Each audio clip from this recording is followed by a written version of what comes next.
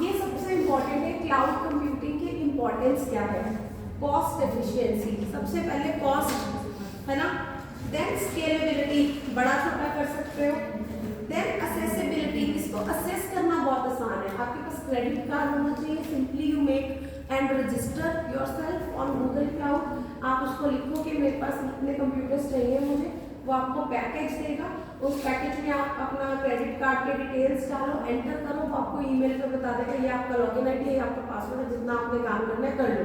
It is very easily accessible.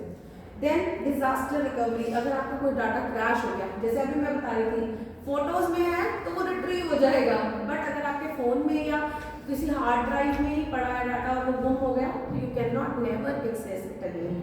तो disaster recovery Google cloud में हो जाती है, किसी और डिवाइस से करनी मुश्किल है। क्लियर?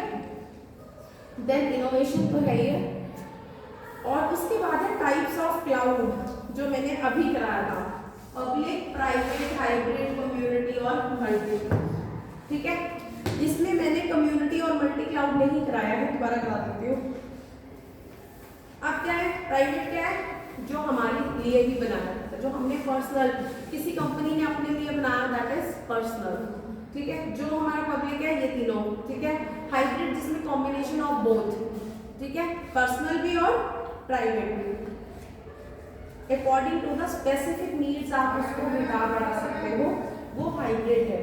उसके बाद है कम्युनिटी, जैसे गवर्नमेंट एजेंसीज बनाती हैं, ठीक है, या एजुकेशनल इंस्टीट्यूट्स बना रहे हैं। कौन सी ऐप ऐसी है जो गवर्नमेंट एजेंसी बनाती है, कोई है ध्यान में?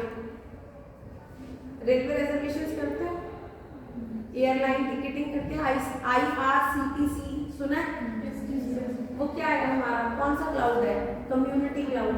कोई भी जाके वहाँ पे टिकट की रिजर्वेशन कर सकता है ना, कोई भी डाटा फेच कर सकते हो, कोई भी टाइमिंग चेक कर सकते हो, that is your community cloud, that helps for people.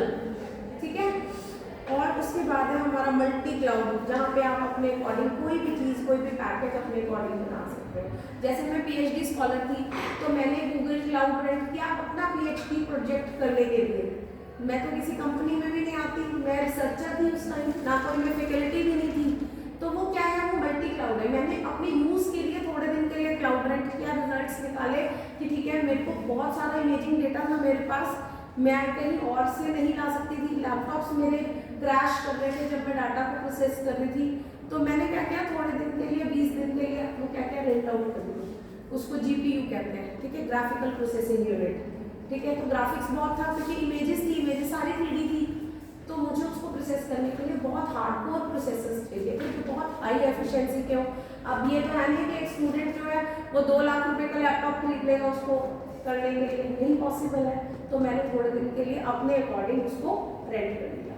समझ आ गई? That is the benefit of multi cloud, कि आपको जब चाहिए, जैसा चाहिए वैसा आप इंफ्रास्ट्रक्चर क्रिएट कर सकते हो for yourself. That is why cloud is very very important. समझ आ गया सबको? क्लाउड की आप एडवांटेजेस तुम खुद पढ़ोगे।